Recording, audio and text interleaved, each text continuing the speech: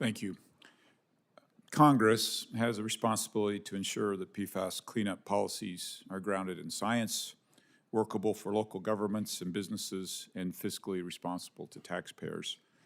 As we advance national cleanup standards, we must ensure that the burdens do not fall unfairly on pass-through entities such as contractors, municipal utilities, small engineering firms, recycling facilities, and others who may have handled PFAS-containing materials as part of their normal operating, contributing to the contamination.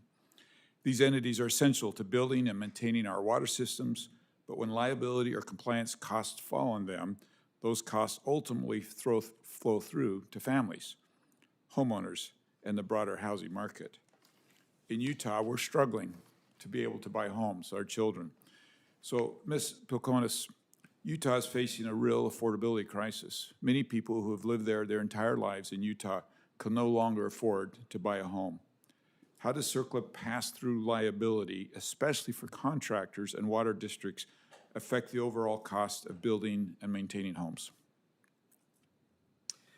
The costs that AGC is familiar with and that we included in our written statement, I think would equally apply to home building work. PFAS is everywhere. It's even found in rural communities. So the increased costs that contractors are facing with regard to disposal costs, higher material costs because they're unsure if they can reuse soil or reuse aggregate, the tightening insurance market, the issue with taking on more risk in contract. All of that without a way to price, to share, to transfer risk. The prices, these bid prices, the home building prices, the prices of infrastructure, the decrease in qualified bidders.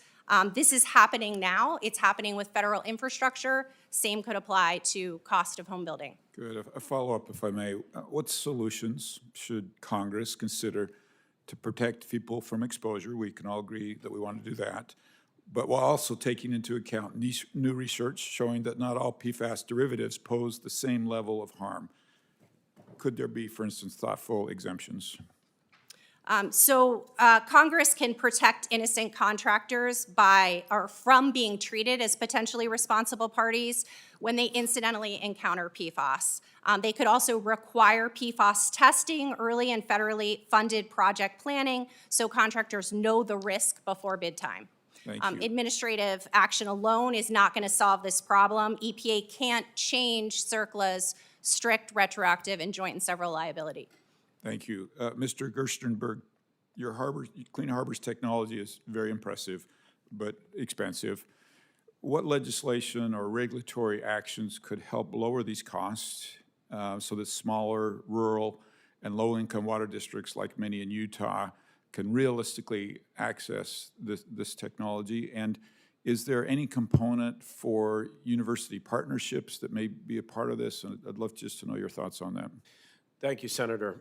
Well, we believe that there is well-founded science to be able to put thresholds based on contamination levels of what has to go to a high-temperature incinerator versus a subtitle C landfill or a subtitle D landfill.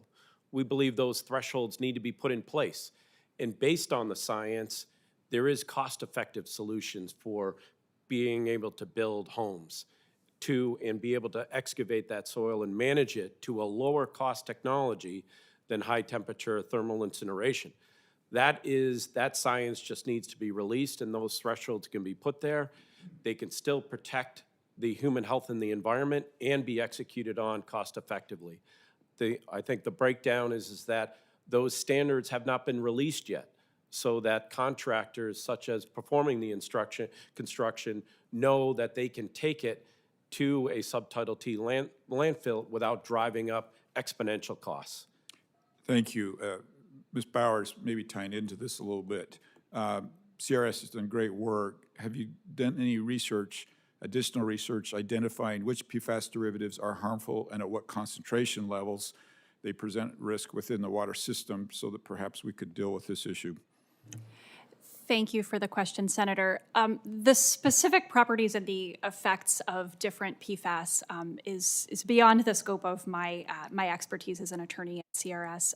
I would be happy to follow up with some additional colleagues and see what we can find in the literature regarding the effects of PFAS. Thank you. And to his point, I think that would be very helpful to members of the Senate. In CRS's research, how impactful are the high-cost mitigation or destruction systems in reducing risk?